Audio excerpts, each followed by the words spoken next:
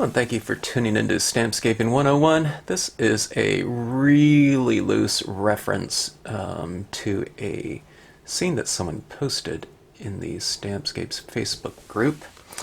And they were asking me what images I would use to create such a scene. And I thought these two trees, from a textural standpoint, would suffice in terms of creating kind of a big forested area of, it looked like a cherry tree groves or something like that. I think it's more of a photo collage than an actual location, but that it had kind of a above view with a road leading back into the distance towards Mount Fuji. Okay, now instead of doing something like that, I don't have a stamp that I can, make that red. I could do it by hand, but instead I used the Snowy Creek stamp to create a visual lead-in going back into the distance, and I just used Rocky Peaks up here. The larger version. You can use the smaller version or any kind of mountain in the distance there, but kind of as a, kind of as a visual destination for the viewer's eye to go into. The path of the viewer's eye, I think, would kind of come up this way and go up to that tip right there, and then they would probably come back down and look at the the brighter tones down here of the cherry blossoms or whatnot. Anyways, this is a fun scene to do and a pretty big experiment for me. I used a lot of colored gel pens and white gel pens and a lot of white pigment ink to just kind of round things off and to kind of bring things together, and that's where kind of the scene went very far astray from that kind of inspiration photograph that I was not looking at the time to do this one, but I don't know, just in terms of the one time I looked at it, and the memory of that reference is what I was going off of more than something visual, as a model to look at. So anyways, fun stuff. And you choose to watch the video. I hope you enjoy it. Okay, let's see if we can come up with a a nice composition in reference to a posting on the Facebook Stampscapes group where someone had a picture of Mount Fuji surrounded by, well, I don't know if it was surrounded by, but a grove of cherry trees in full blossom leading up to that mountain. All right, now I'm going to do it differently, though. My visual lead-in, instead of this darkly paved road, is going to be the Snowy Creek right here, okay? And it's just that I don't have a road that's kind of vertical, very thin, like a single lane thing. I believe that photograph was probably a photo collage of these trees. Unless they're not cherry trees. I know there wouldn't be cherry trees like that. This gigantic grove going back 20 miles or something like that. Back in the distance at Mount Fuji. I don't think there's that kind of space in there. Anyways, I just inked this up with black ink, and I've wiped off some of the surrounding areas because I'm going to fill in the surrounding area with the trees. Alright?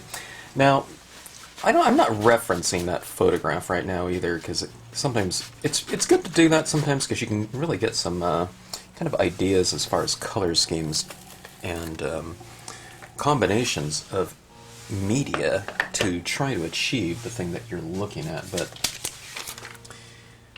inevitably, we have to kind of just work with what we have and make the best of it.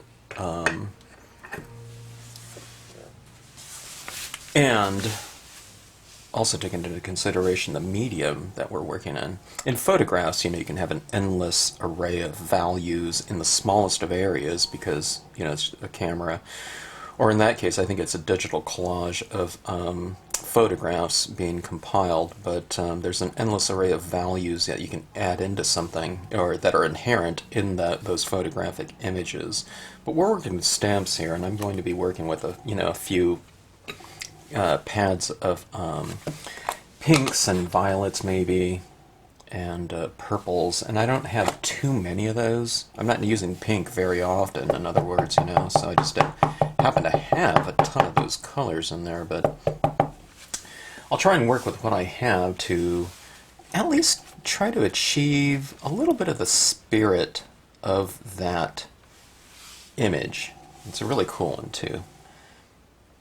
By the way, if you're, I don't know if people are on Facebook, but if you are, it's a pretty great group of a lot of very enthusiastic scenic stampers that are very willing and eager to share techniques and encouragement and all kinds of different compositional ideas, as well as media ideas too.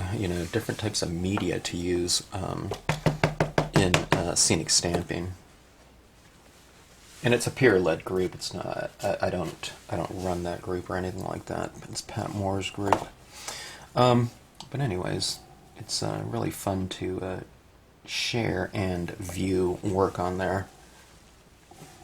A lot of people haven't really posted work before. This can be kind of or not subconscious, but conscientious of adding their work, and they're a little bit intimidated sometimes, but I don't know, see it as kind of a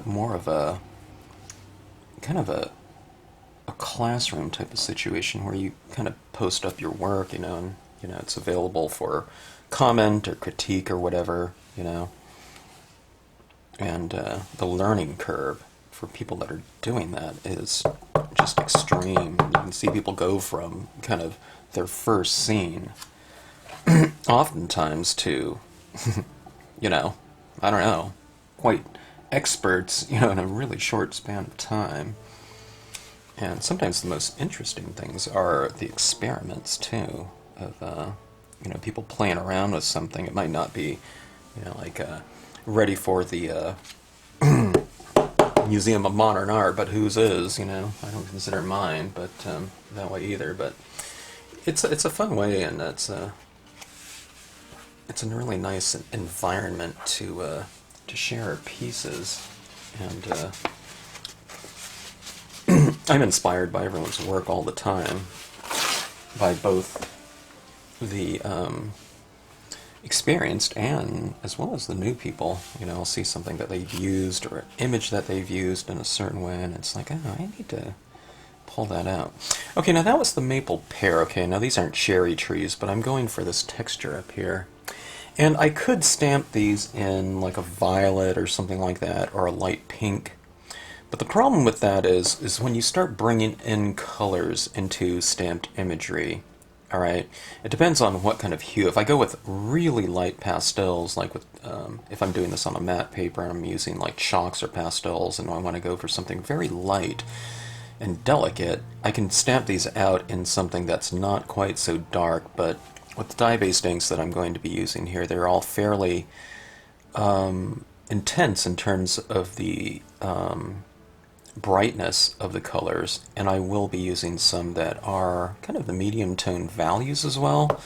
So I need, a stamped impression that's going to stand up against this, where I can still see the forms. Otherwise, this can really, really turn into kind of just an amorphic mass of, just texture in here, that's really undefined by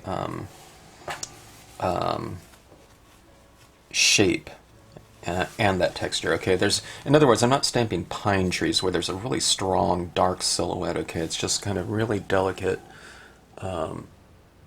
formations, that sometimes are defined by just a few little dots. Okay, all right, now this is kind of the creek side, so for the most part, I've kind of wiped off the bottoms of these stamps right here, the trunks, okay, because I don't want the trunks, this tree growing off the top of that tree right there with the trunks like that. So I've kind of you know, when I've repeated this, I've stamped it like that. Then when I have some extra tops of these trees, you know, on the tops of these ones where I'm building it up like that, I just kind of mask it off. I don't need to have those trunks in there, okay?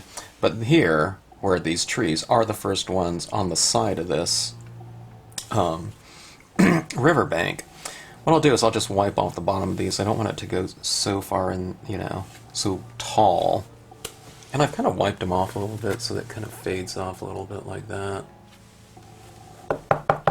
Okay, and I'll do the same again here. Wipe off a good amount of it, since you are stamping it on black. Okay, and we'll go around like this, something like that. Okay. So, again, you know, I'm not really going for that image, you know, I'm not trying to do a mirrored impression of that scene, which I said, you know, it's not a bad idea to try to do that, but inevitably you kind of have to just take, now I have a little bit of those trunks in there, I didn't want that, so I'm just going to take this, I'm just going to stamp that right on down there like so. Inevitably you just have to kind of, my scenes, you know, I never have too defined of an idea of how I want a scene to look. Okay, I kind of have a general idea of maybe the spirit of it. I mean, naturally, if I'm going to do like a snow scene or something like that at nighttime, you know, I doubt if I'm going to end up with a, you know, a springtime scene or a summertime, you know, at high noon or something like that. But even when I have something somewhat, you know, an idea in mind that might be somewhat defined and as far as the idea goes, you know, it doesn't always kind of go in that direction. I guess, therefore, I don't even really think about something too definitive. You know, I just know that I'm going to change up a little bit. It's more in the spirit of, like, maybe jazz or something like that, where, you know, you're not trying to do something note for note, you know, you just have to kind of, you go with the direction that things are going in, but you have kind of a structure in there. Alright, so I've done these maple trios that are smaller, and I've built up a mass of trees. In that photograph, there was just a big forest full, except for the little opening where you saw that kind of road in between. But it was leading up to Mount Fuji. I don't have Mount Fuji. I usually don't like to do really specific landmarks because it makes us kind of locked into that one location as opposed to using these things in a more kind of universal application, you know. So I'm just going to stamp out rocky peaks. I could stamp something a little bit, you know, farther off in the distance in the form of the smaller rocky peak one, but I think I want to go a little bit larger for this one. Now in that photograph, there was a little bit of cloud structuring around that mountain. Alright, now do you need to mask off these trees? Maybe, but I've just removed a lot of the ink, at least a ½ inch off the bottom, and I've really removed a lot of the ink off the bottom portion, you know, where it's almost dry. So you don't need to mask off carefully at all. And when I stamp this out, it should blend into the trees just fine, but it doesn't have to be blended in a really hard, very dark shade, because I have removed a lot of that ink, and where the ink is drier, it should stamp out lighter as a result, okay? So you have to remove quite a bit. Okay? See that? Where it just kind of blends in. Now, do I have some of that mountain going into those trees? Probably. But it's so light down there that it's not really any big deal, and you can see where I've removed a lot of the ink off the top of there. You know, maybe there'll be like a cloud up here. So kind of adding like a little cloud in there kind of gives that shape some kind of scale. It's saying that it's really high and it goes up into the you know, the peak goes up into those clouds. Okay, so we have a lot of bright pink tones, and I think it's going to get kind of crazy in there. I have some pink tones right here. They're all Marvy. I don't have like pink mementos. It's not a color that I'm using real often, but I don't know. Looking at that, I probably should pick up some mementos and I don't know, some other brands of inks, some other lines, you know, to kind of round out my pink tones, just to get a little bit more variation in that hue.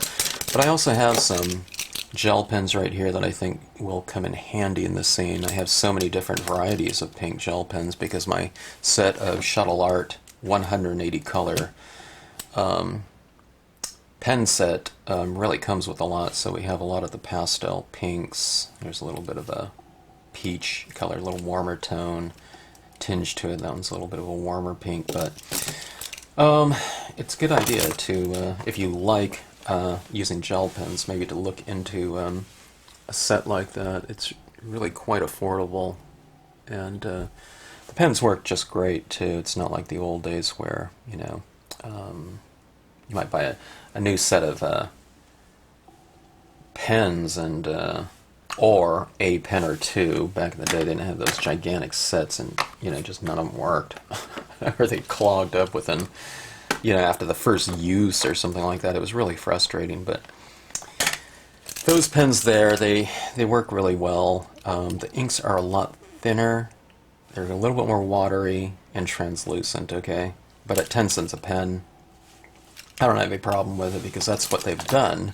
The inks aren't quite the quality, but they're fine though. For, I don't know what it was. It was $25 for 180 pens and 180 refills for those pens. So I don't know. You do the math. It was like a dime or something like that each, or something like that. I don't know. I don't think it was more than 15 cents a pen. So I haven't even used most of them. I've probably used, I don't know, 20 colors or something like that. There's metallics and glitter pens and all kinds of values. Okay, now I happen to have a seashell pink. I don't remember the color that they changed that to in the Adirondack line. It was called something, I don't remember. But it is a very light pink, okay? But as I'm applying this down, you can use cosmetic brushes for this, and maybe it would be, you know, apply your really delicate applications of this. But here's what I want you to do. I want you to, when you start applying this, if you're doing kind of a stamp along thing with this video here, the biggest thing that I'm going to do here is I'm going to oscillate the application of this ink here. Get a pretty good coverage because it is the lightest color, okay? But have some areas that are just kind of the white of the paper still, I think. Not a huge, vast area, okay? Because again, this is your pink that's going to, you know, have the most amount of coverage on the scene, but you just want to kind of oscillate things, okay? Otherwise, things can look really monotonous, especially in kind of that monotonous texture that we have in there using all of those treetops, okay? So this is a really, really light shadow stamping ink pink, so I don't know if you can tell where I've added it or not, but hopefully the camera's picking up a little bit as far as, you know, kind of the checkerboarding type of application that I'm doing with this ink right here. Where you leave areas a little bit lighter and where you leave them a little bit darker is all up to you, just as long as there's some variation in there, okay? Alright, so that is that ink right there, Seashells. You don't need to go for a big slathering of it like I do with a lot of scenes in a lot of areas, okay? Because if we do that, I think this area is just going to come up, you know, end up being just a blobby mass of tone, okay? This is a rose pink right here. This is a brand new pad I found. I had a new pad of this color. My other one, after probably 20 years, disintegrated, so it was definitely time for a new one. Okay, this ink is going to be darker than the previous one, and brighter, okay? The seashells is very dull ink, okay? And when I say bright, remember, I don't mean light. Light is a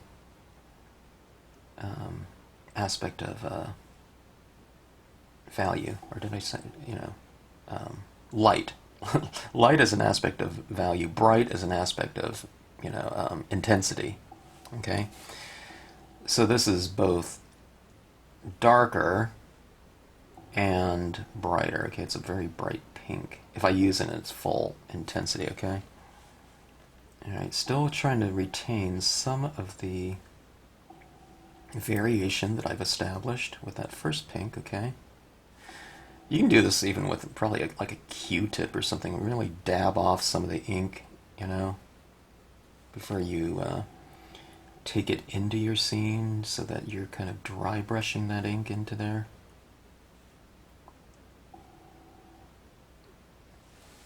Alright, so see that variation kind of happening around here?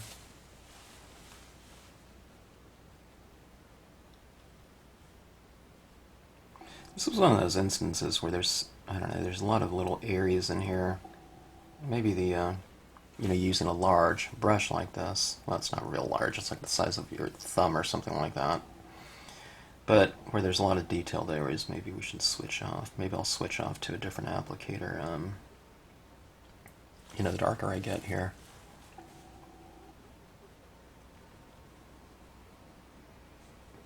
This would be really fun with something like doing it on matte paper with colored pencils or chalks, I think.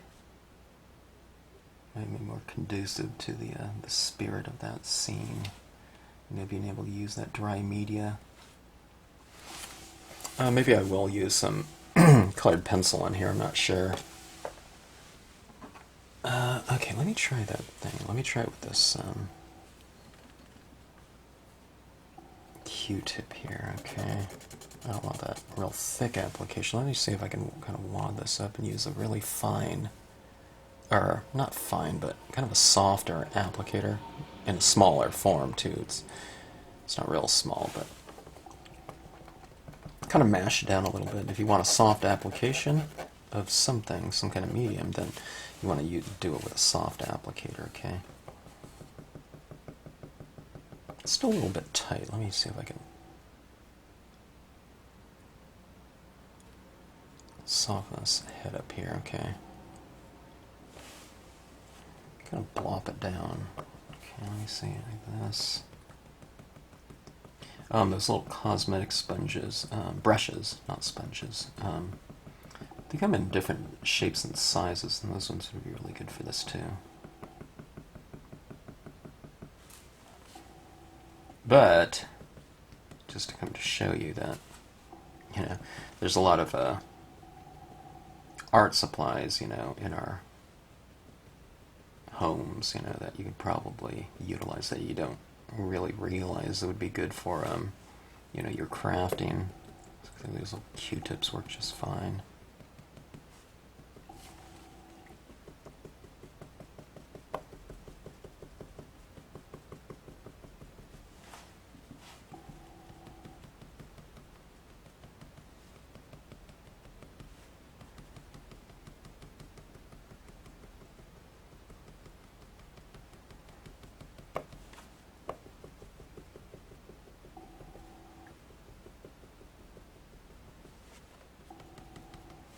This is working really good. I like having this really tiny little applicator in comparison to the Q-tip there. There's just so much variation in here. See, I can kind of go in here and create that type of varied surface like that in an otherwise very, very busy texturally space.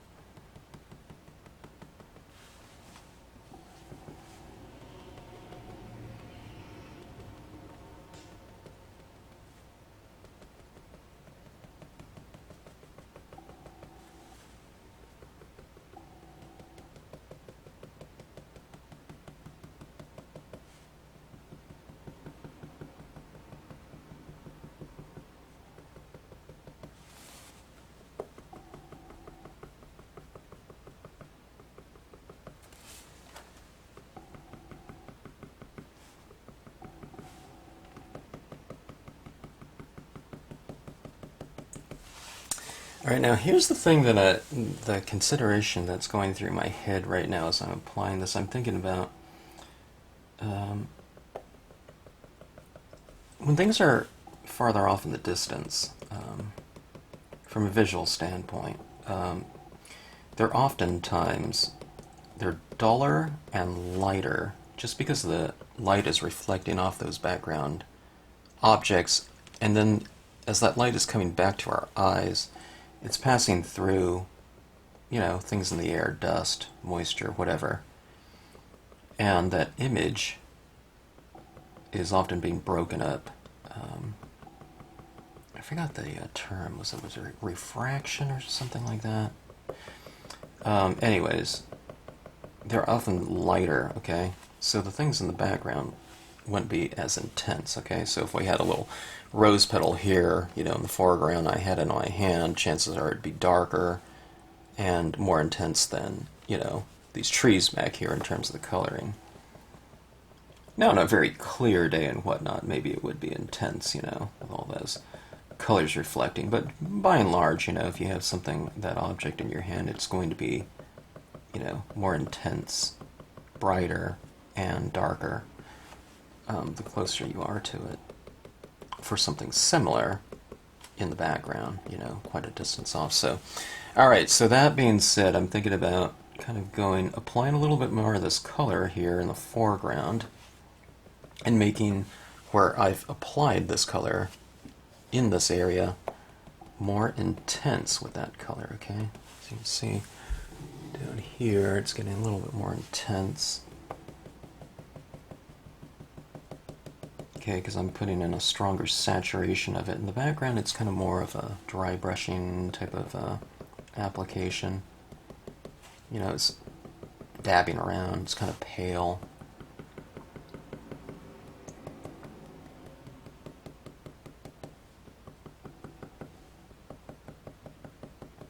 So let's go like that right there.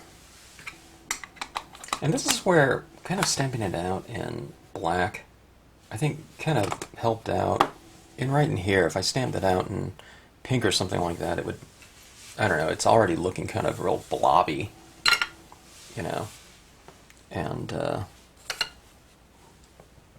I mean, that's what you're going to have when you have just a big, vast forest of the same color scheme. You're just going to have subtle variations of that hue throughout that entire area, and so there's not going to be a lot of contrast in there. It's subtly defined by lighter and darker values, as well as duller and brighter values throughout that space. So we have to kind of keep the imagery itself, the stamped imagery, visible. And that's where that black comes in handy. I don't know, maybe it would look good in like a dark purple or something like that too, I'm not sure.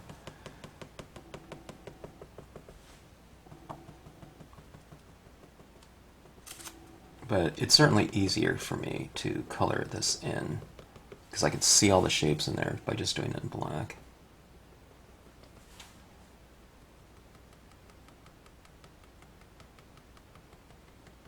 At least in this medium, too. Okay, do it in colored pencils or chalks or watercolors or something like that. Maybe the, different kind of processes would apply better.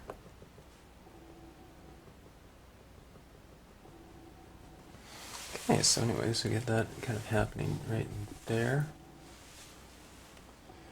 It's certainly not looking very cohesive in terms of the spaces in here, and I'm going to put a little of this in here, just here and there, a spot here and there. Yeah, just in terms of the color scheme, it's not looking, there's no cohesion to this, but hopefully we'll bring that together with the use of kind of common neutrals, I'm thinking. And speaking of that, let's get to some of those right now. I might not be done with the pink yet, I'm not sure.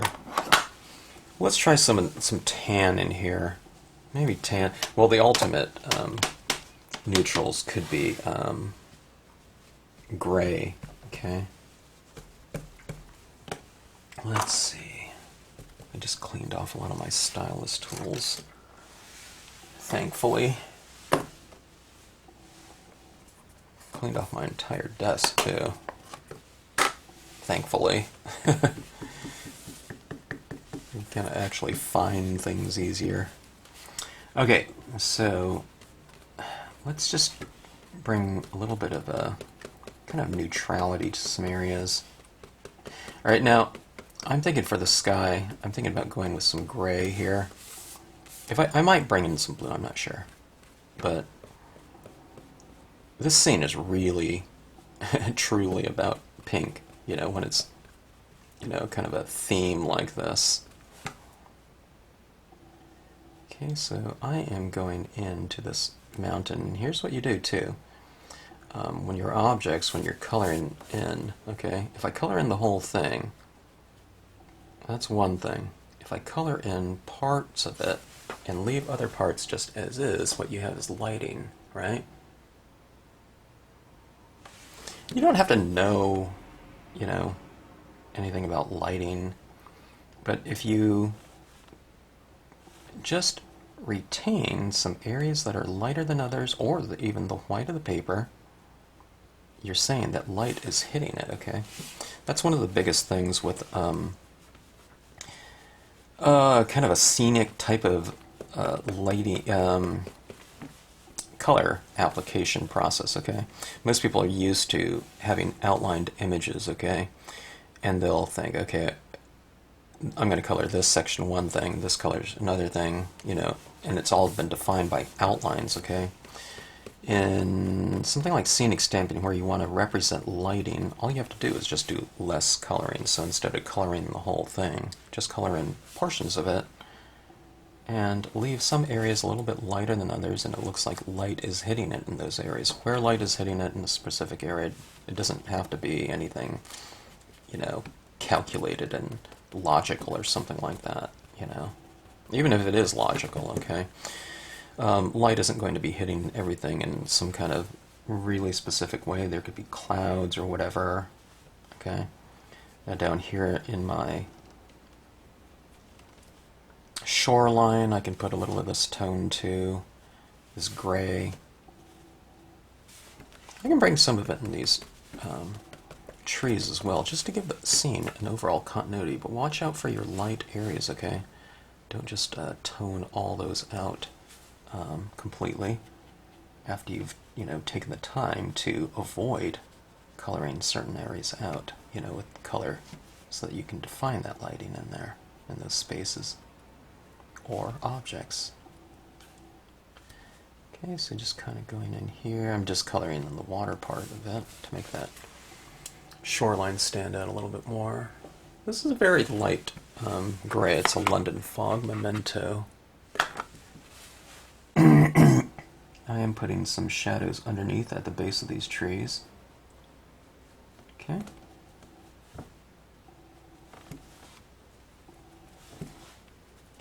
Okay, hitting this up and around that mountain. Okay. That is your gray. Let me try, now that's a very light gray. Let me try some of the Marvy gray.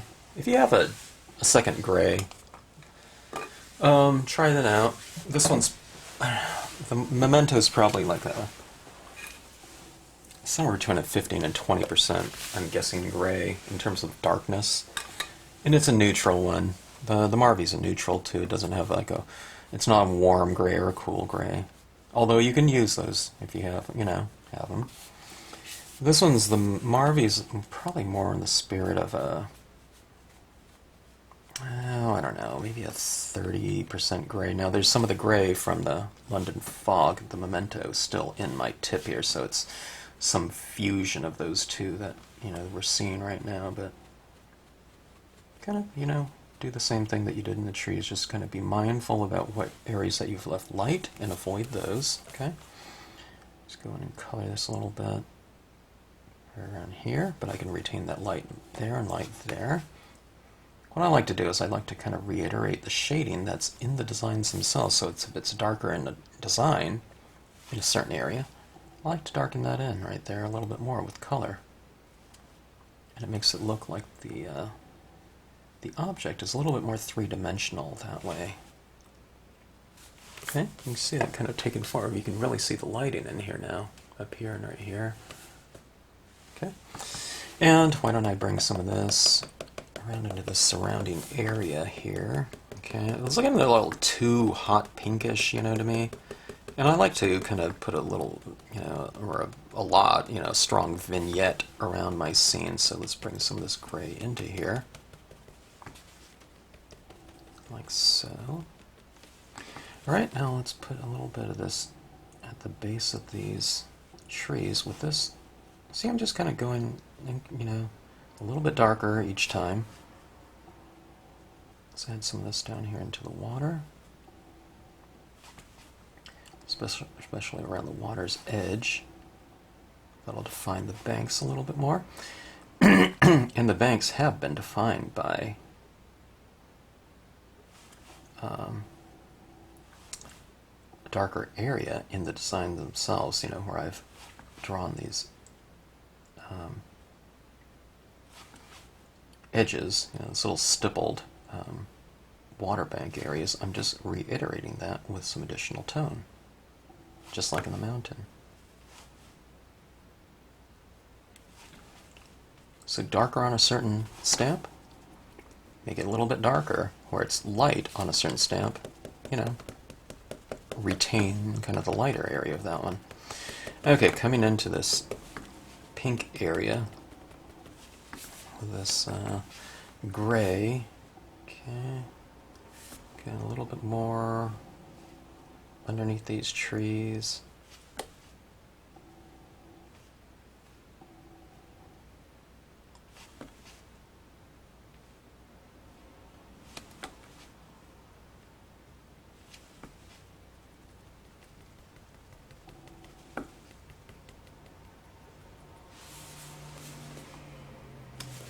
Kind of has a nice lighting scheme in there right now. Okay. And we're working again with, for the most part, some neutrals right now. Okay, let me see. Let me clean off my tip here. I think my tip is fairly clean anyway. It doesn't seem to be leaching any more ink out of it, because I'm going to try a different color right now. I'm going to see if I can kind of warm up the scene a little bit from that neutral and kind of hot pink. Let's try something like a tan, okay, if you have like a, like a distress ink, like a tea dye, maybe that would look good too. I think this might warm the scene up a little bit. It's not going with like a real dark brown or something like that, but this is where, you know, you can kind of experiment around with some different tones. I can barely see this one. This is the Memento Desert Sand again. Okay, it's warming up that shoreline a touch, okay. Adding it into the gray.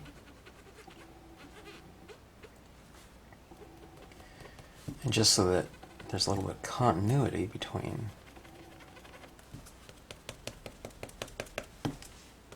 that sand there, shoreline, whatever it is, and the trees. Let's bring some of that into the trees.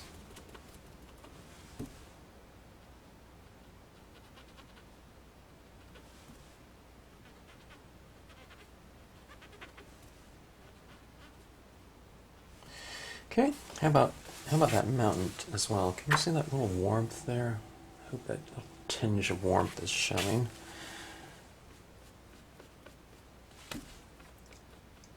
It's like kind of like tinting, like photo tinting, you know, a black and white photograph in a way. It's just adding a slight tinge of something to the piece, where it's not influencing the values very much. It is a color, so we can kind of see it. It's not completely neutral, but let's add some of it down in the water as well, maybe.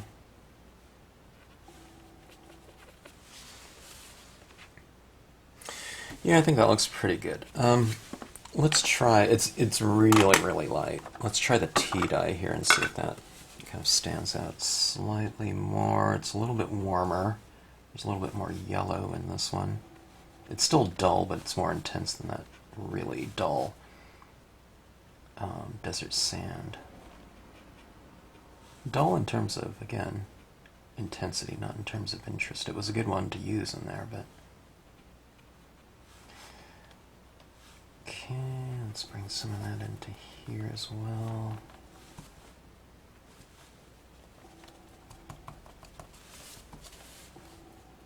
Put a little on my mountain. Sometimes the shadows are the areas that are the most intense. Okay.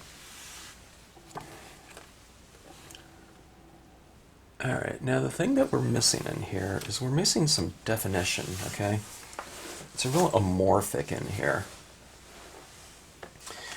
I'm trying to think, okay.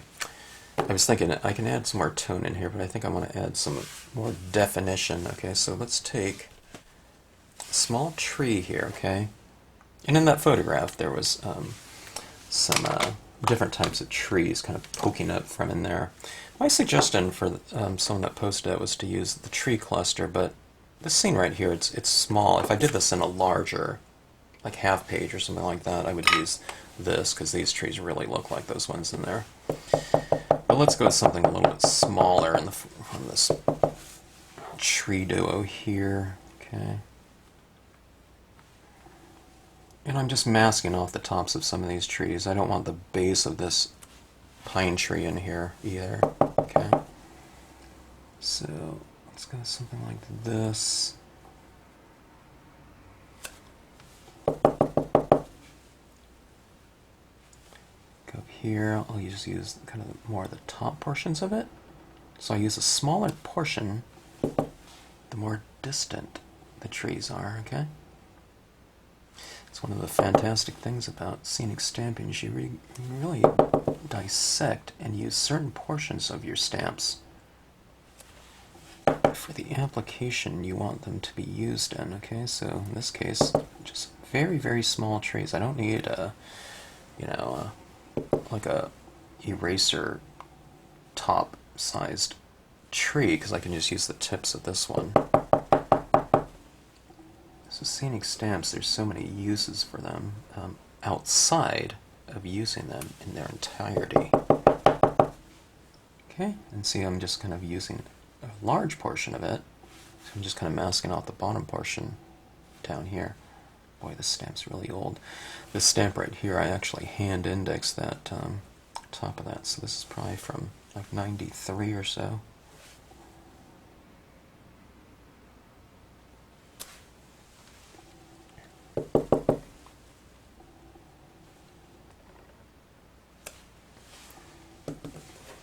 So right there's trees interspersed in there. It's still looking kind of crazy in terms of the overall kind of color and value scheme of the piece. But now that I have those down there, let's add in some additional tones. Okay, now I like these brushes right here.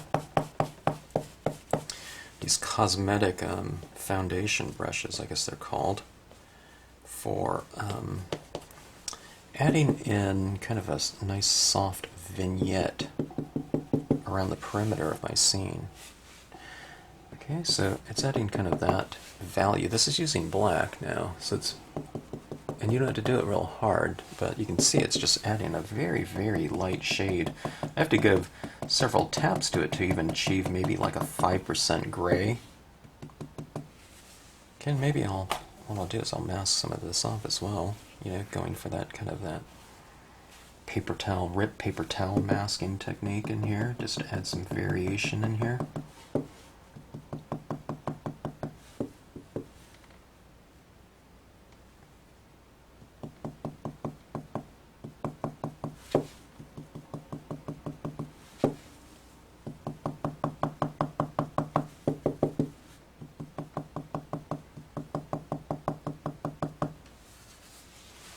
So right there, it's a little bit more defined, I guess.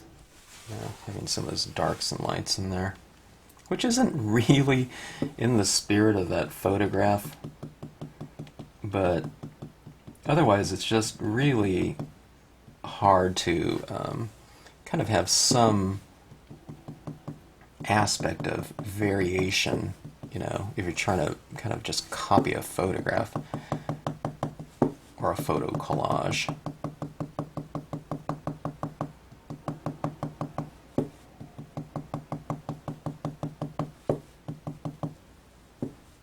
Okay, let's add some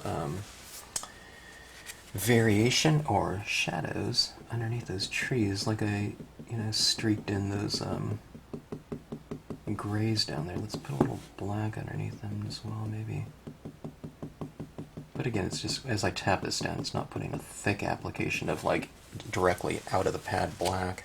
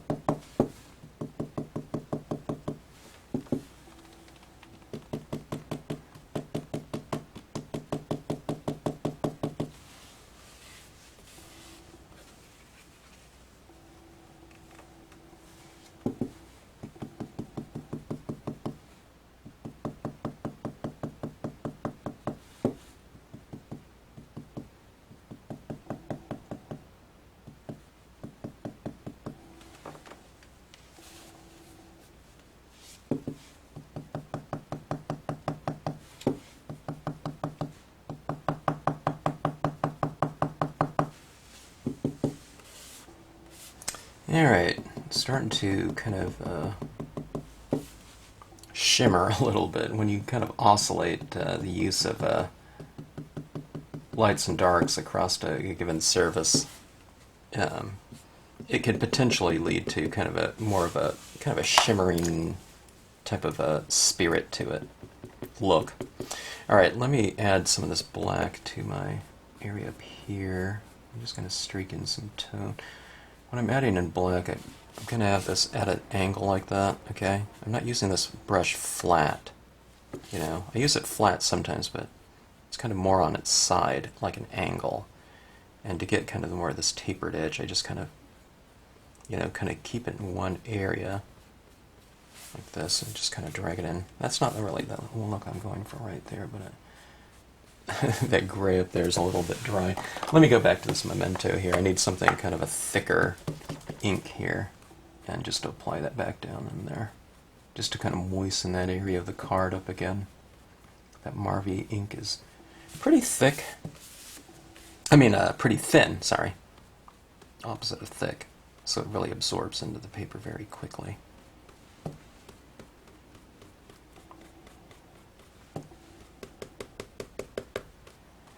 Okay, so I've applied that kind of a thicker ink down. Now watch this. The black really just applies very smoothly,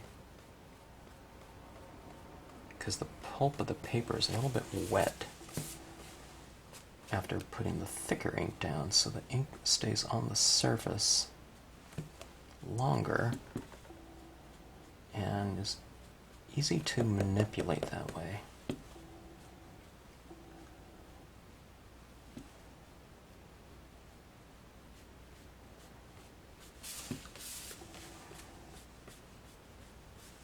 So it doesn't look kind of like a hazy, sky up there. Yeah, and like I said, I think I'm just going to leave it as is. I'll let this color do the talking down here and let that pink be the star of the scene, as opposed to detracting it with maybe some blues or something like that up there. Alright, bottom left and right corners, I'll add more of this black, just to create somewhat of a nice vignette and to create a sense of depth, maybe, with darker tones at the bottom. Not a whole lot right here, but a little bit.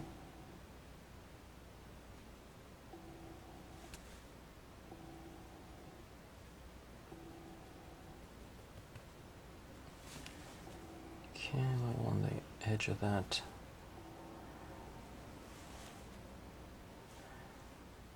Bank right there, that shore, kind of defines the shore a little bit more. I'm just going like this. See a little bit there?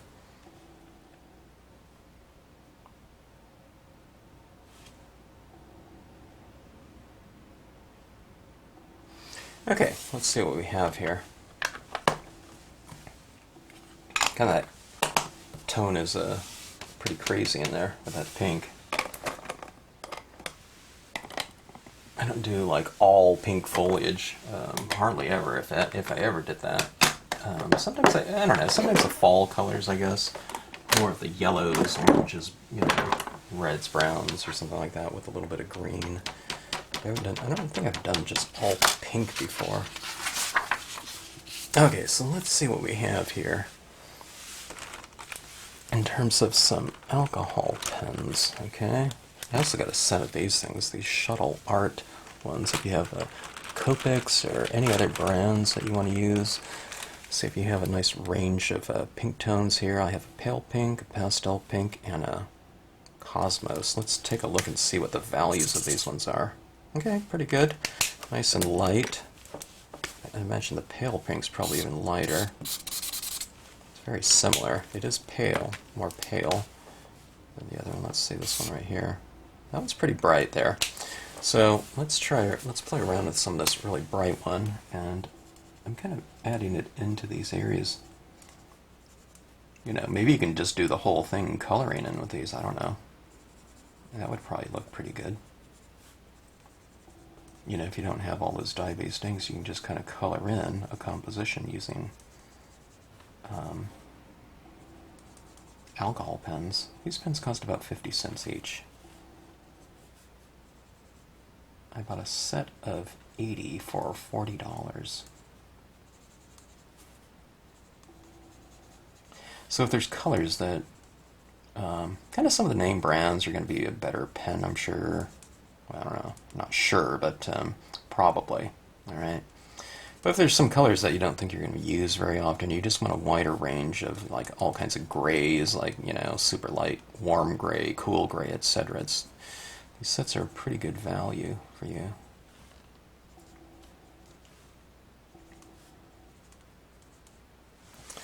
Okay, that looks pretty good. It's kind of filling in. I can get really specific areas. And again, I'm just retaining some of those lighter areas down there, okay, so I get that nice oscillation of light and dark.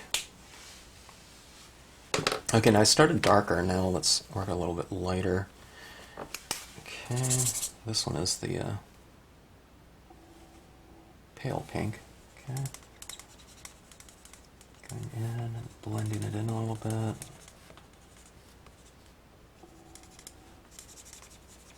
Blending in the previous color that I just applied. That is, I'm not blending in the, well, maybe I am blending in kind of optically some of those dye-based inks that were applied in there. But it's not physically blending with them, okay? It's just kind of putting another layer on top of what's already been laid down. Okay, now let's go with this one, Cosmos. Interesting. Cosmos and the other one looks like a fairly similar color and value. Maybe I'll put some of this pink underneath in the shadows right here. Kind of if there's lighting, you know, shining through these pink flowers, chances are that might be reflected in the colors that you see on the ground. You know, as well as there might be some falling petals, of course. Alright, let's see. Here's a salmon pink. Yeah, that one's a little bit bright. Okay, now I find that in that shuttle art set, there's some of the colors that I don't have, like with these Le Plumes here. These Le Plumes came in different value. That one's really way too dark. Let me see this one right here. Yeah, see this one? It's kind of more pale. It's lighter value. This one's called Apricot pale yellow. Yeah, not pale yellow. Let me see if I have like a pale pink or something somewhere. Or pale orange. Oh. Pastel peach. I don't have these organized anyway, a certain way. I just kind of have them laid out, you know, in the cases that they came in. Alright, let me try these two. I thought I had some more tones in here, maybe. No, maybe camel. Okay. No, that one's too dark. Did I already try that one just now? Okay, this one is that apricot. Let me add some of this apricot down. I just need something to match a little bit. No, that maybe match is the wrong word. I need some other thing in this scene just to kind of mimic the intensity of those pinks in there, okay? Or not match, but kind of approach. Maybe approach is the better word. Approach those same tones. So let me bring some of this into these trees as well to kind of warm up some of these more neutral pinks in here. You can go into your mountain as well, hitting your shadow areas. Retain your lights that you've established, though. Unless you establish too much light, you know, then you can go in there and, you know, put some tone in there.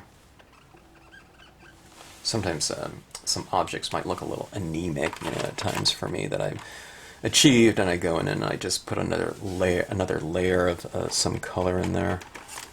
Let's try this one right here. So here's a soft violet right here. It looks more pink.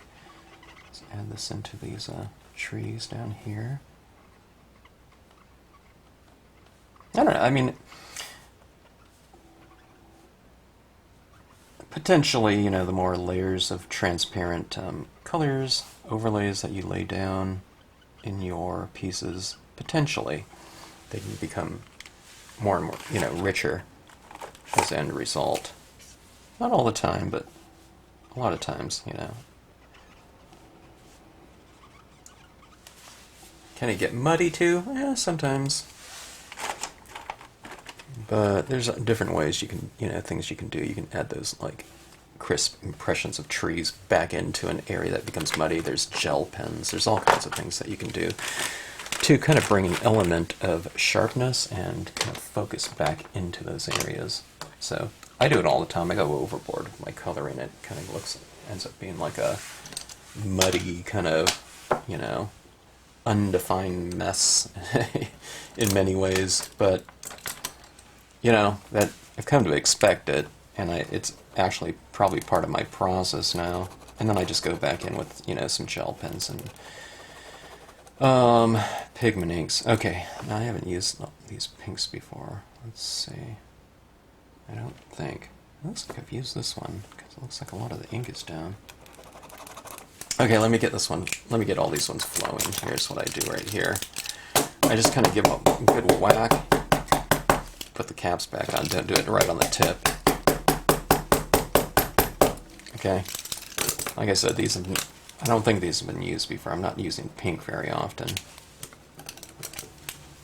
And I haven't had one of these not work for me yet, and I don't want to see that happen. Okay, that's a little bit too orangish for me anyways. That's a pastel. Pink here's like, oh, this one's a glitter pen. Glitter might be kind of interesting. Here's a neon pink. Let me see. That's a little bit purplish. See? Gets it flowing right away. I don't know. These inks are really good. That's maybe too dark, though. I don't want something too dark like that. Alright, this is the one that wasn't flowing a minute ago, but let's see if it is now. Yeah, this one's looking a little dry on me. But they did send refills for every one of these. I don't know, let me see here.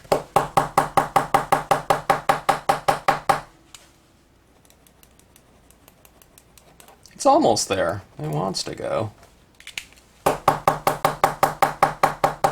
Something like I think I can pen. Yeah, okay. I'll work with this one.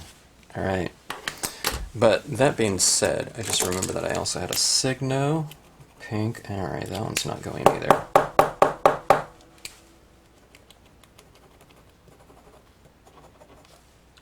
Just as I mentioned that with the pens here, that one's a Signo. I'm not sure this one right here. This one's like a hot pink, neon pink. Oh, that's a Signo pen too. Alright, so let's go with these ones. Oh, here's like a violet too. They're all kind of within the spirit of this color scheme right here. So if you have them, use them. If all you have is like a white, then just use that one. I'm going to use white in here too. Let's see.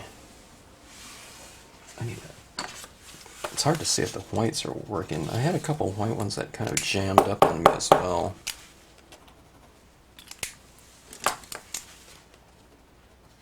Okay, some of these are really old. They're from my workshop supplies that I used to take around, and who knows how long they've been sitting around.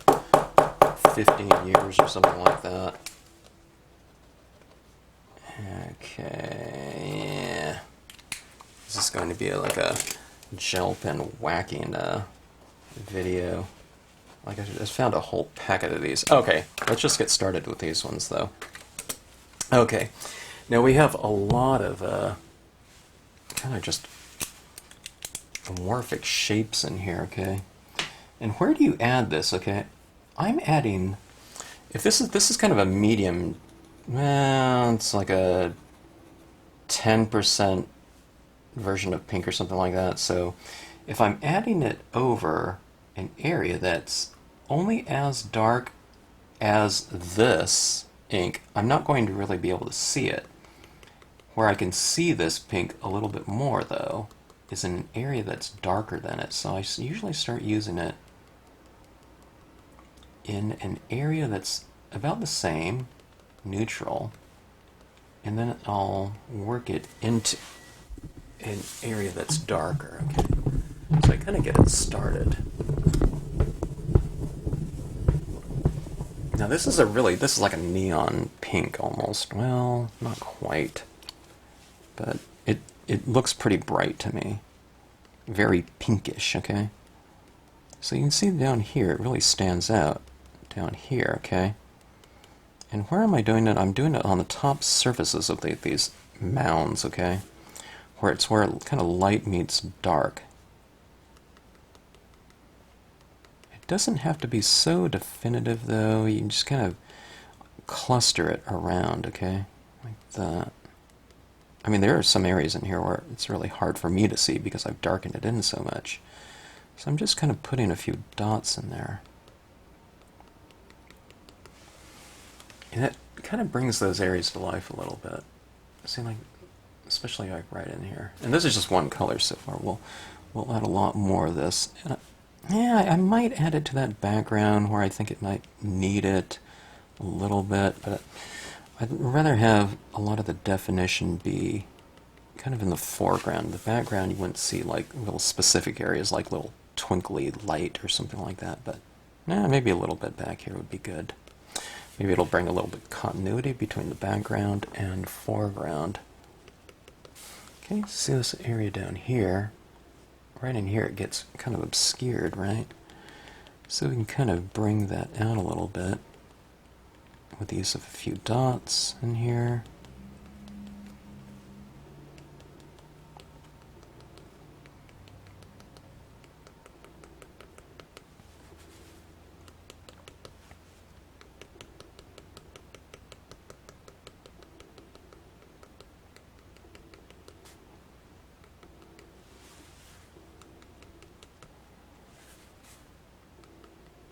I'll put some of these little dots down here at, underneath the trees, like little, you know, petals have, little blossoms have kind of fallen off in the wind or whatever.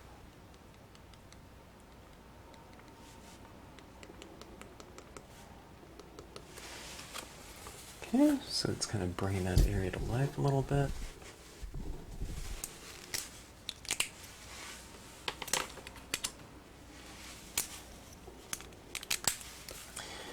little bit of a warmer pink here. It's kind of like moving into that salmon, but going for that variation. So you don't have like a one, highlight type of color. One, just little warms and cools for variation and variety.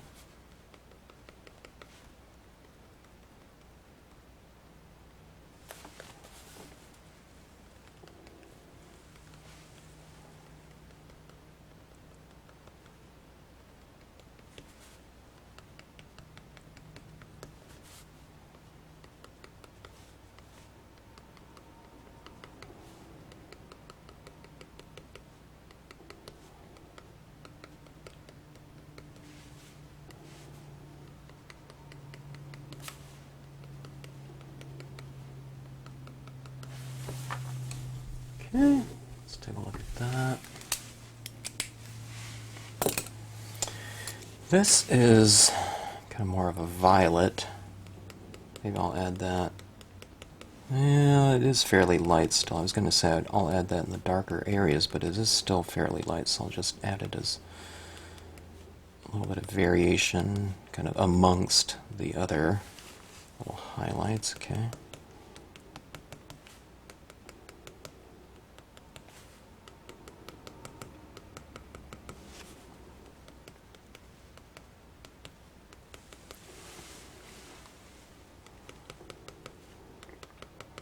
It's not as bright of a color though. It's more dull. It's kind of pastel in spirit. I just remembered I have the Sharpie paint pens. Okay, these paint pens actually have that little thing. There we go. Do you hear that? It has that little piston on the inside to actually mix the paint.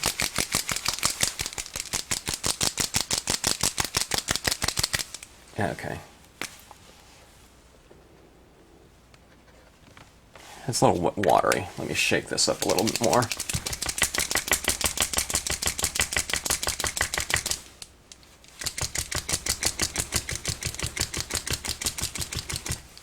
Okay, here we go. Yeah, it's a little bit better. It still looks a little watery to me. Let me try it on this dark. It's hard to tell sometimes. Yeah, it's a little bit translucent. I'm going to pause this. I'm going to shake this for a bit. Okay, I shook it up for about 10 more seconds, and it's a little bit better. See these little dots? They're a little bit translucent. But not too bad. Okay, let's see what we can do here with this paint pen. No, you don't need all these, different media. I have what I have, and a lot of the, the scenes that I'm doing are kind of experiments, so I use whatever media that I happen to have that is related to kind of the mark that I'm going after, and I'm just testing these things out, not so much as a I'm not using them so much as a technique, as a way to just kind of figure things out myself and see what things work the best, okay? So these videos, except for the stamp-alongs, they're kind of experiments as much, for me as, possibly an instructional thing that people can do. All right, but see that it's adding that kind of lighter element in here. This is a larger dot too that's being applied in here. So a little bit of a change in or variation in mark, and therefore in texture. Okay, and in the background it's a very dull color. Okay. First of all, it's kind of translucent too, like I was saying, so the colors underneath are showing through, plus it's a very, it's not a bright pink, so I can use in the background as just kind of lighting in a way.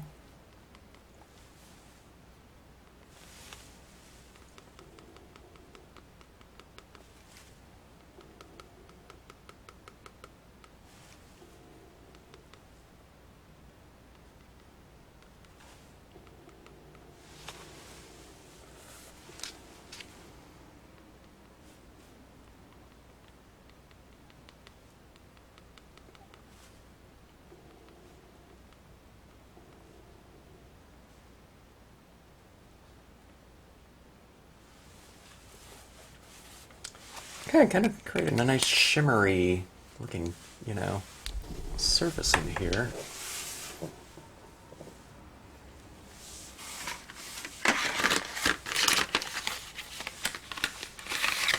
I'm going to see if I can add a little texture in here. This is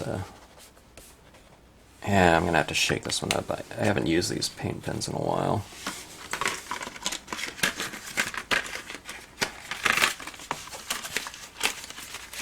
Alright, so let me go back to some of these gel pens here. Okay, let me see this one right here. This peach, I'm going to add... I'm going to create some shadows down here in these rocks, okay? And what colors do you do the shadows? You're just going to use a color that's kind of that same color in that color scheme, but just a darker value of it, okay? Actually, that doesn't work so well. It's too light. So let me go into... Let's try... this might be a bit dark. That's darker than I want. What's going through my head, okay? As I define these trees in here, there's highlights. Everything's very, very rendered, okay?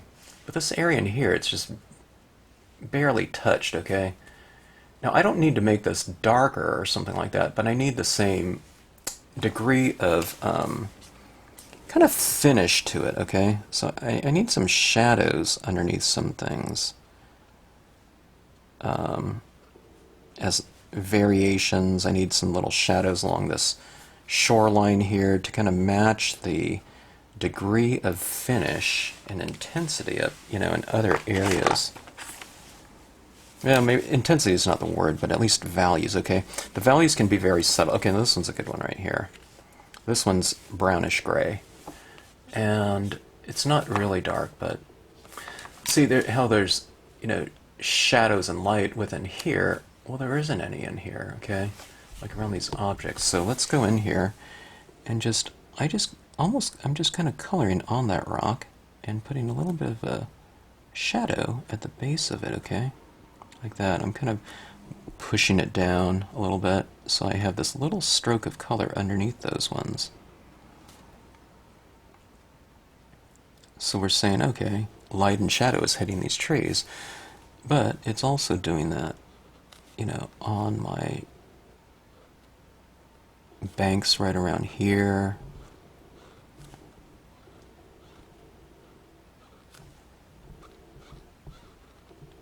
See that right there?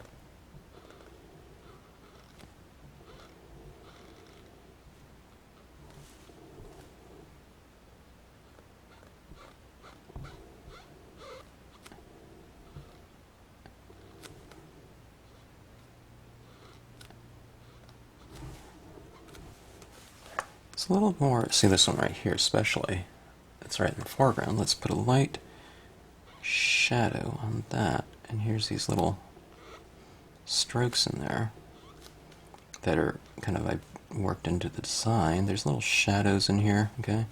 That's a little bit too defined right there, but I'll show you what I'll do with that. Okay, so you do it with a darker tone, and then you just go back in with a lighter tone, okay? And just kind of blend that in a touch.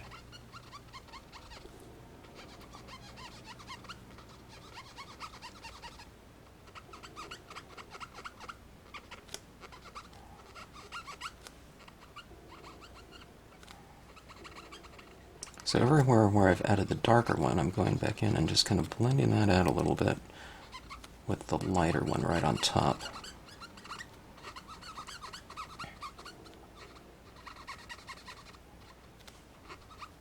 Seeing the shadows down here, you know, just kind of going back in there a little bit.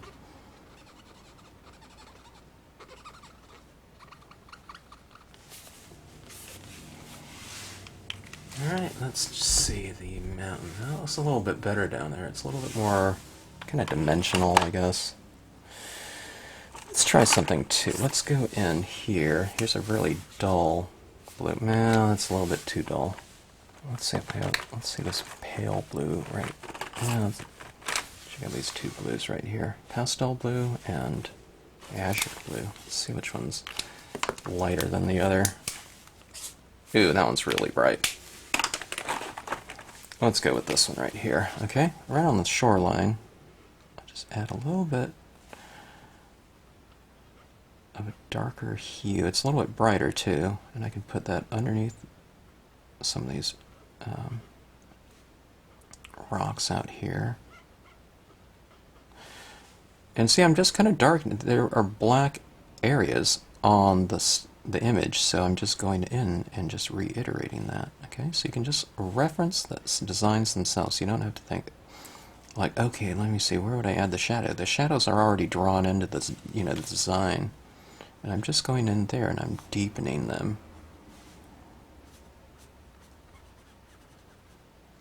Okay, can you see that there?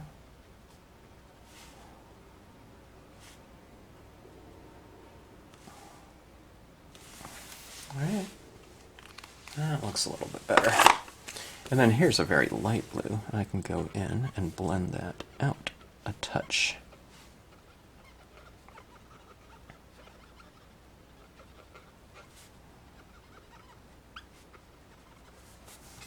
You can add some of that blue to the sky if you want to. It's really dull, okay? In terms of the value of it. I really like my very dull colors, because I can kind of use them everywhere.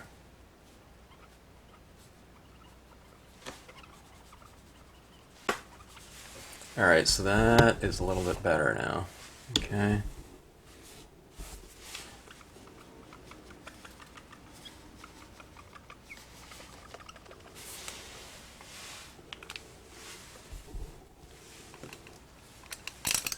Okay, let's see. Okay, let's go in with some white gel pen for some kind of final touches with a very defined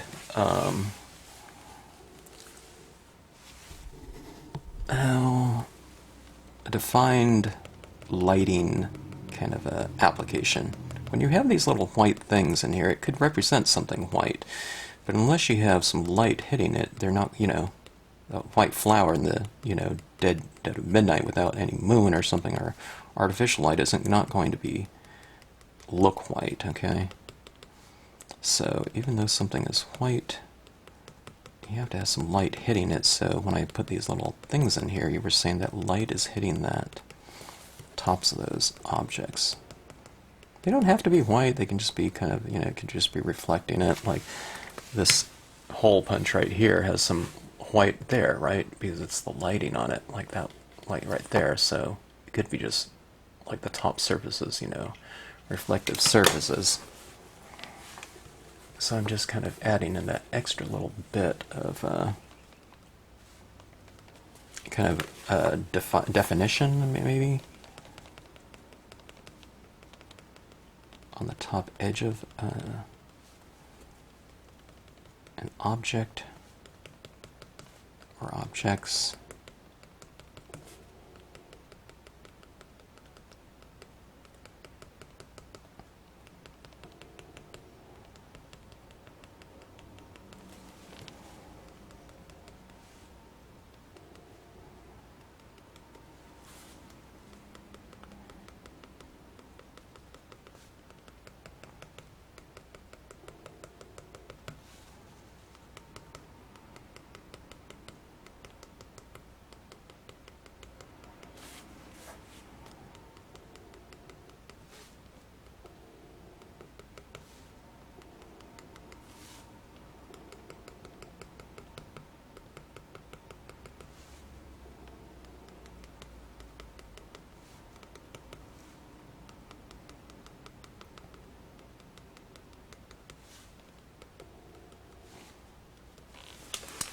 Okay, let's use some of this up in here on some of these mountain peaks, okay? Sometimes I just kind of draw away the lines so it looks a little bit more dimensional, and I come into these areas that I've retained the light and I just reiterate it with some additional white of this. Like I came into it with a little bit of blue, so it wasn't quite so white, but I can come back in there and redefine it with, you know, tools such as, you know, this, the white, you know, media.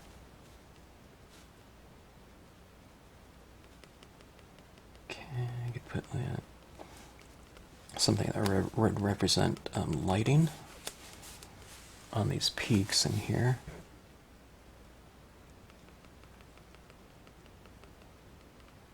By the way, just turn your cards in the direction that's, you know, the best suited for the mark that you're applying on them, okay?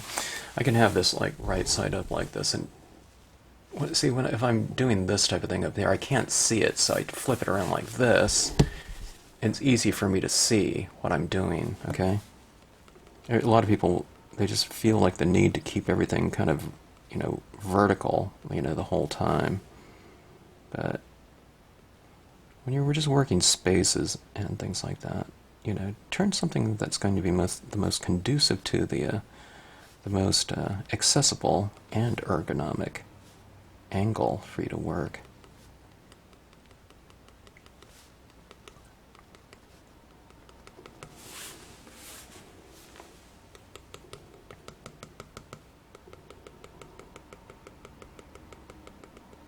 Putting some of the mountain peaks like this, you know, and then kind of spacing my dots out a little bit more. You know what I mean? As it transitions into the darkness. Or the darker areas, at least.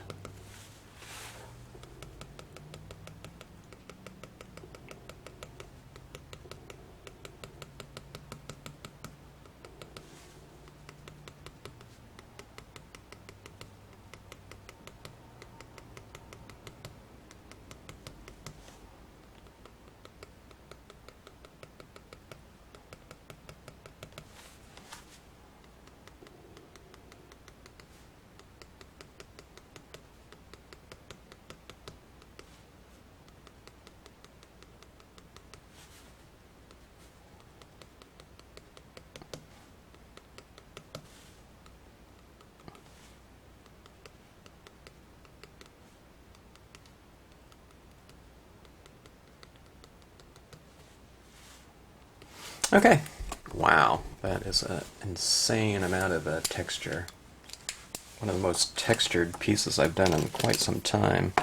I think I'm doing it because I don't know, I'm working in this pink here too, which I'm not real familiar with in terms of an overall look, so I'm probably pouring it on a little bit, you know, just for the chance to work with, you know, such a kind of an extreme and niche color scheme. Okay, now we kind of brought it together a little bit using these textures and colors, kind of a uniformity of color. You know, there's tans up here and there's grays throughout. There's some of those tan colors throughout. We now have the textures used in the trees. I didn't use it down there too much. Let me see. Let me put some of this on. I almost forgot. There's not a whole lot, but I'm going to put some of these highlights on the tops of some of these ridges, just as I did the shadows in here. On the bottoms, you know, the bottom portions, let's add a little bit of kind of this white texture into this these banks here. So I completely forgot. Add around in here, a little bit of texture up here.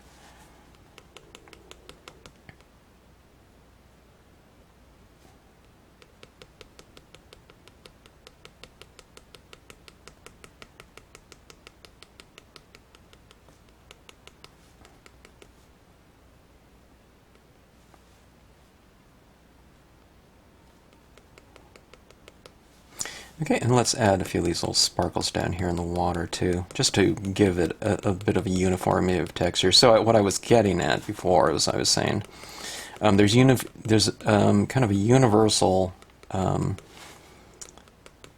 tones that have been used throughout these different areas: water, shoreline, mountain, sky, and trees. And then we're bringing them together. We're unifying them, hopefully, a little bit through the use of texture, you know, from a textural standpoint. Okay, so these sharp little dots of pink used in here. Okay, so that's texture. Now, on the other side of texture, in the form of some pigment ink, we're going to do a soft application of pigment ink. Okay, let me really load this up pretty good, but this is going to be way more ink than I want. So I'm going to blot a lot. See, it's like a big, thick blob of ink right there, which is the absolute opposite of what I want. But I'm going to blot this off, and in doing so, hopefully this tip here is going to become a little bit smashed and softer in terms of the surface that I'm going to be using this. Okay. Let me fray it a little bit. I think I'm using a different Q-tip right here or something, because it seems like that tip of it kind of pokes through this little paper tip a little bit. Okay, that's what I want though. See, watch this. See, nothing with one tap. And I'm tapping it lightly, okay? I'm just barely tapping it. And through multiple taps, okay, I get kind of a hazy look. Okay, but I'm doing this very lightly too, okay? I'm not like really, you know, pounding that or anything like that. Okay, now I think I need to readjust my exposure of my camera. If I'm working like this, the scene's a little bit darker than what it looks like in the camera right now because I have exposure really jacked up. Okay, that's a little bit more true to form right there of what this scene is looking like at this point in time. Okay, now I have my tip right here. Where am I going to add it? Let's add kind of a misty kind of dreaminess around these areas. Let me start in some of the little lighter areas where light meets dark. I'll just kind of start adding a little bit of that kind of haze. Do you see where I've done that right there? Now watch it right in here. See, it's kind of like foggier. So it's like the opposite side of you know, the gel pen. It's a real soft application of something light, okay? See these trees right in here? I think it looks okay as is, but let's kind of give it a softer look, and I think that's going to really help out this scene. Just in general, it's kind of the theme is kind of a dreamier looking theme, you know, with all these pink blossoms, you know, in the spring, and kind of the majesty of the mountain in the background. Kind of adding this kind of light into the scene. That's what they do in all movies too. There's like tons of the fog machine rolling in, which really helps with like lighting and kind of visual interest. It kind of gives you a bigger kind of tapestry of the, you know, the setting. That's what they do in like so many movies. So especially if it's like a forested area. Areas where, you know, why is there any mist in there? Well, because it looks good, you know. So they've added it in. It's not kind of naturally in there. Okay, so see it's kind of, you know, doing that. See this tree right where it's poking out from there? I mean, it looks okay as is, but let's add a little bit of a kind of haze around it like that. And suddenly you get a lot more variation right there. Okay, and those black maple duos, maple pairs, and maple trios. It just kind of softens up the overall. Okay, adding these trees in the background. I feel that this really can help unify things too. In a nice way. So what you do is you kind of oscillate it. Okay, so I have a little bit there, there, there. Don't do it over the whole thing, otherwise it kind of loses the variation and contrast. Okay, you want some sharps. because if you don't have something sharp next, in there somewhere, then the softer things don't look as soft, okay? So you have to kind of mix it up a little bit and vary it. Here you can kind of create layering just like we did with some of the black ink by doing that. Let's do it with a little bit of the white ink in here too. You can kind of mask off and add a little bit of variation back there, like that. Now you have that kind of that cloud in back of those trees. Right along the baseline down here of the trees down here, we can kind of put them in a little bit of a bank of fog or mist. Maybe things, farther back in the distance. There's that aspect of light hitting them and kind of reflecting back, and the areas, those objects being a little bit more obscure and maybe a little bit lighter in value.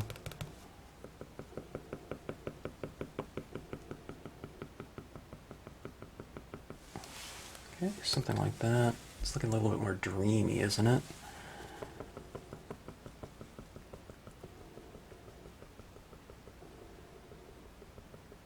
And I haven't even re-inked this yet. I'm just going with that same inking, okay?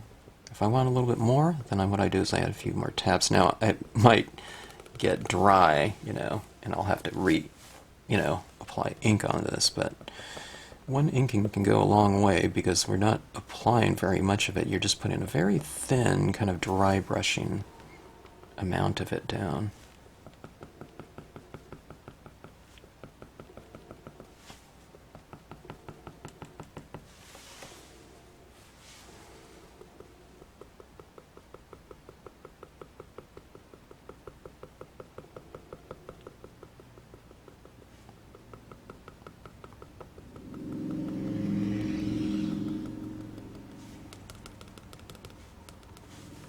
When I'm tapping it, I'm kind of removing some ink. Yeah, I guess it kind of spreads it out a little bit too.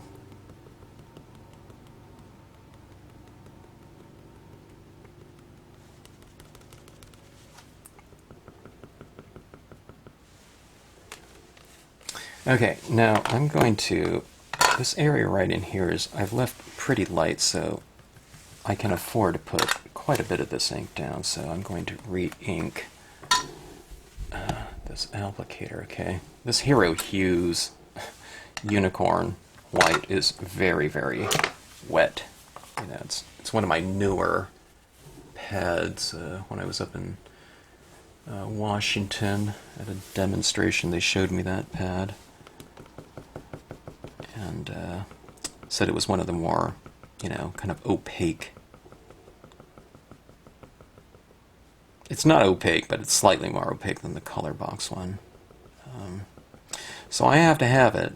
I want to really get one of these days. I hope they kind of create a white pad that's really white. I don't know. Maybe if it would have to be permanent, I don't know if I want that, like a solvent pigment. But I don't know if I want that. But I wish some of these pigment inks were a little bit whiter, kind of in the spirit of the Dr. Martin's Bleed-Proof White. Maybe they need to add some of that to it. I don't know what that material is in there that makes it so white, but something like that.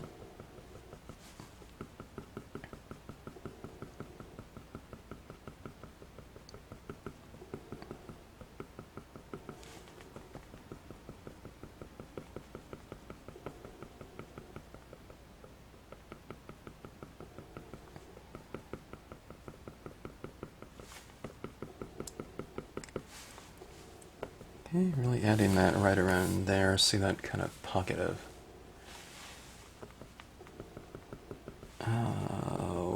like a cloud or whatnot.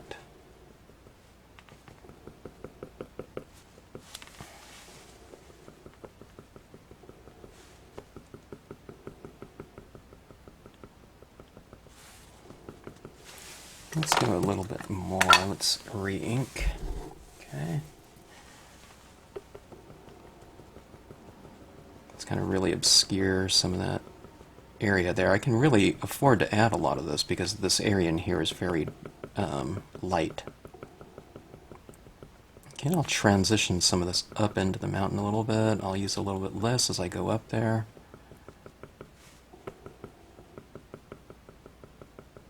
You can come on this little ridge right here. It's kind of very light, and where light meets dark, I'll put a little bit of that. Kind of makes it look like it's, I don't know, there's some mist up there. And at the top of this mountain right here, it's fairly light. Well, it's very light, so I can go in here and I'll put this in like a cloud of, you know, pigment ink, okay? So it's just kind of more obscured like that. See that? Those lines up there become obscured with pigment ink, making it more translucent. You can still see it, but it kind of gives, you know, a feeling of distance and, you know, those real distant light reflections, making its way down to us and, you know, being very obscured in terms of the, you know, the definition, you know, of form up there. Okay, and maybe that top peak will be lighter as well. Less defined, okay?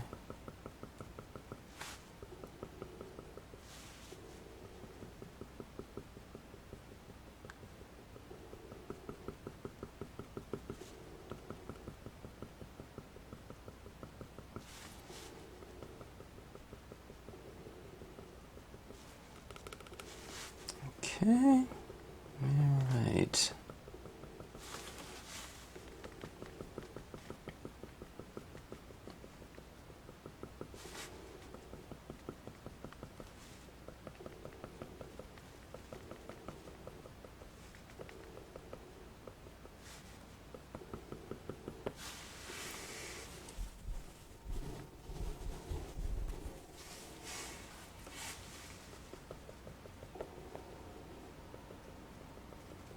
Kind of adding a little bit more and more, I don't know. It's kind of a foggier and foggier day.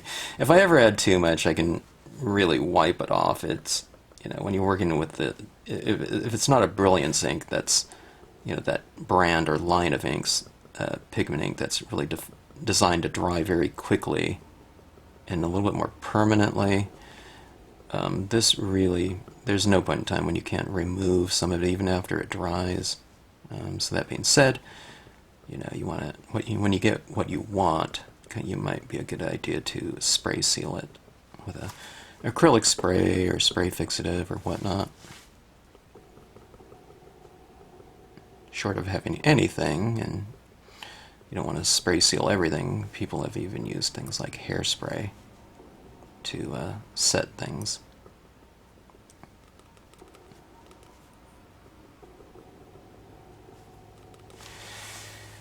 Okay, I think that looks about right.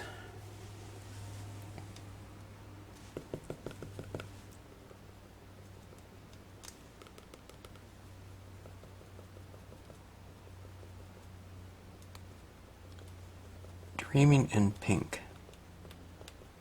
Sounds like a good name for this piece. The mistier it gets, the more kind of dream-like it probably becomes, and a lot of those areas where there were a lot of gel pen marks, it gets really busy in there from a textural standpoint, so this kind of is a way to kind of mellow that out a little bit too. It's still there, and you can still see it for sure, but just the this kind of unifies it a little bit more. Okay, I can do this all day. I love adding in these little touches like that, but a little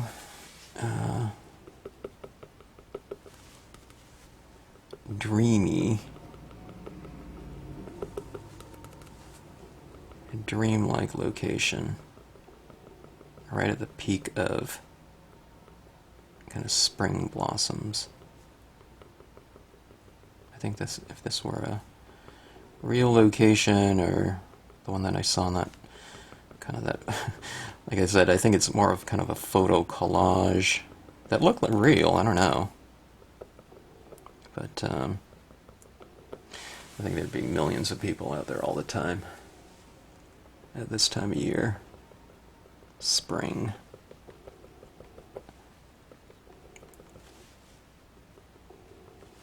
Okay, so anyway, let's get this out of the way here. Let's take a look. Let's see. This scene kind of screams for more of a darker background, I think. You can see it better, so. Fun stuff. I haven't really done a pink forested area either in a long time, or I do skies and things like that, but kind of more of the terrestrial areas. I haven't really done that in a while, if I did at all. So anyways, thanks for the inspiration, the photo upload, and I have a lot of fun kind of rendering this piece right here. I still might add a few little things to it, little pink little, you know, things down here in the water that are like those little fun little things that I like to add. Let me try kind of a duller pink like there, like this. You know, kind of add little petals down here in my water, you know, where it's kind of fallen off like that. But fun stuff. Pretty cool. I'll do this something like that in the future.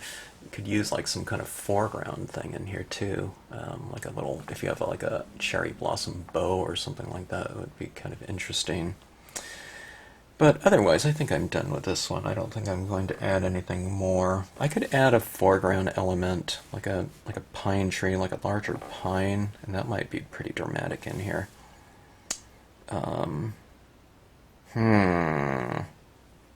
Temptation. I think I'm going to do that. Alright, I was concluding. Forgive me. But in this real kind of experimental piece, I want to try what I want to try. Let me go grab a couple stamps. Okay, this is what I have in mind. One of these, or both, I'm not sure.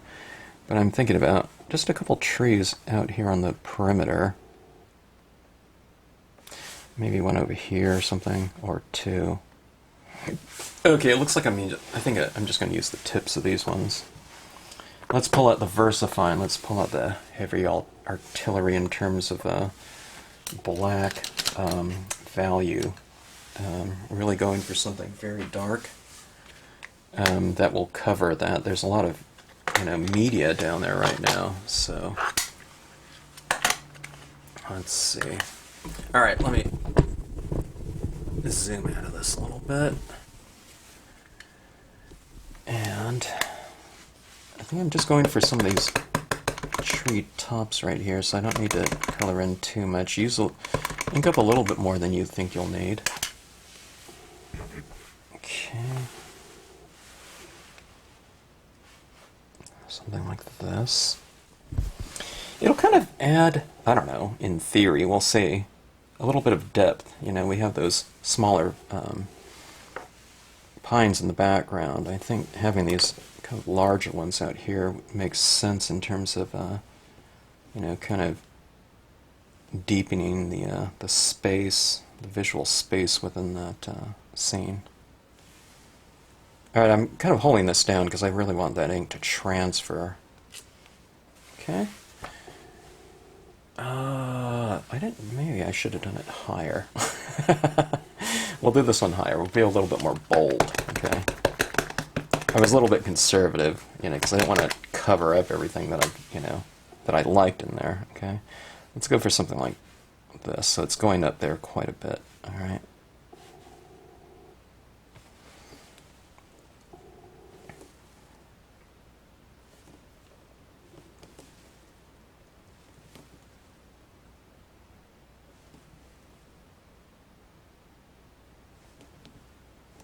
Okay, don't squash everything. Don't squash the tips of your trees.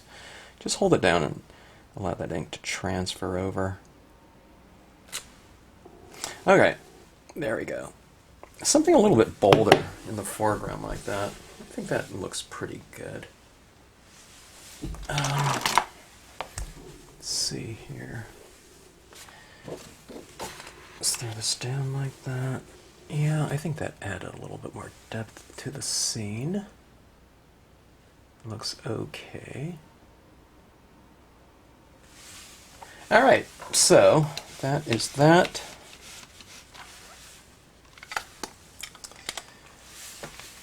I learned a lot in this piece right here, and I've applied some of the things that I usually do, but probably more in the extreme. I don't know. It doesn't look anything like that other one, but it certainly kind of references it, hopefully in a way, in that those trees are pink. But kind of the spirit of it really changed as I went along. As I said, sometimes you just have to kind of go in the direction that the scene seems to want to go in, or take you in. So, hope you enjoyed it. I had a lot of fun. Thanks as always for tuning in to the Stampscapes channel.